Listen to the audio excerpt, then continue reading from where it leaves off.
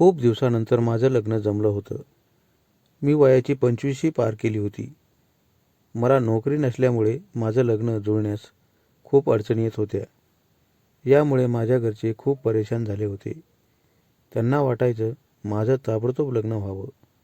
पण नोकरी नसल्यामुळे मला 4-5 वर्षे वाट पाहावी लागली होती. माझ्या बायकोचं नाव शीतल होतं आणि तिच्या बहिणीचं नाव मनीषा होतं.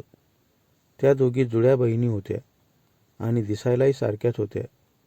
त्यांच्याकडे पाहिल्यावर मला कळतच नव्हतं माझी बायको कोणती आहे आणि मेव्हणी कोणती आहे. त्यांच्यातील फरक त्यांच्या आईबाबांनाच लक्षात यायचा, पण इतर कुणालाही त्यांच्यातील फरक कळतच नव्हता.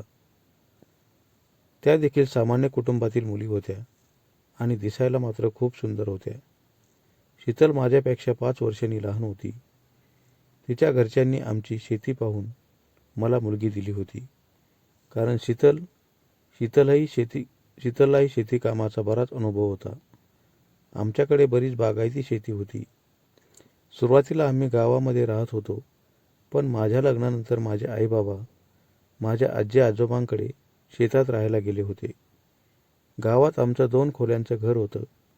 यामुळे घरच्यांना वाटलं काही दिवस या दोघांना एकत्र राहू द्यावं. माझं नवीन लग्न झालं होतं, तरी आम्ही कुठेही फिरण्यासाठी गेलो नव्हतो. तरीही माझ्या वैवाहिक जीवनाची सुरुवात चांगलीच झाली होती. आम्ही नवीन असल्यामुळे रात्री व दिवसासुद्धा एकत्र यायचो. यामुळे शीतल खूप आनंदित होती. पण तिच्या मनात सतत एक विचार चालू असायचा. तो म्हणजे माझं लग्न झालं खरं, पण माझ्या बहिणीचं लग्न कधी होईल? कारण आम्ही दोघी जुळ्या बहिणी आहोत. तिच्या बहिणीची ती खूप काळजी करायची. म्हणून एक दिवस मी शीतलला म्हणालो, शीतल, तू एवढी तुझ्या बहिणीची काळजी करतेस, तर काही दिवस तिला आपल्याकडेच बोलावून घे. तिलाही खूप बरं वाटेल. मी असं बोलल्यावर शीतलने लगेच तिच्या बहिणीला फोन लावला आणि तिला आमच्या घरी बोलावून घेतलं. यावेळी माझी फजिती खूप झाली. त्या दोघीतील फरक मला कळतच नव्हता. माझी बायको शीतल लग्नानंतर थोडी जाड व्हायला लागली होती. एवढाच फरक त्या दोघीमध्ये होता. मी कधीकधी शीतल म्हणून मनीषालाच हाक मारायचो. तेव्हा ती खूप हसायची आणि मला म्हणायची, दाजी, तुम्हाला बायको ओळखत नाही की मुद्दाम असं करता? मी म्हणायचो, अगं मनीषा, मी मुद्दाम नाही करत आहे. खरंच मला तुमच्या दोघीतील फरक कळतच नाही. एके दिवशी जेवणानंतर माझी बायको शीतलला TV पाहता पाहता तशीच झोप लागली होती. पण मनीषा मात्र जागीच होती. मी देखील माझ्या बेडमध्ये येऊन पडलो होतो. शीतलची मला सवय झाल्यामुळे झोपच लागत नव्हती. शेवटी मोबाईल पाहता पाहता मला अचानक डोळा लागला होता.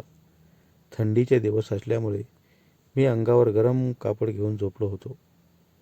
एका तासाने जाग आली तेव्हा बेडचा दरवाजा लावला होता आणि माझ्याजवळ बायकोऐवजी मेव्हणी येऊन झोपली होती. मला वाटलं थोड्या वेळाने ती उठून जाईल, पण तिच्या मनात वेगळंच काहीतरी होतं. ती माझ्या खूप जवळ आली होती. मी पण बायको समजून रात्रभर तिच्याजवळ होतो. सकाळ झाल्यावर ती हळूच उठून गेली. तिचा गैरसमज झाला की दाजीने आपल्याला ओळखलंच नाही. मी देखील असं वागलो की माझी बायकोच माझ्याजवळ होती. तिचं हे वागणं पाहून मी ओळखून घेतलं की ती आपल्याकडून चान्स घेण्यासाठीच आली आहे.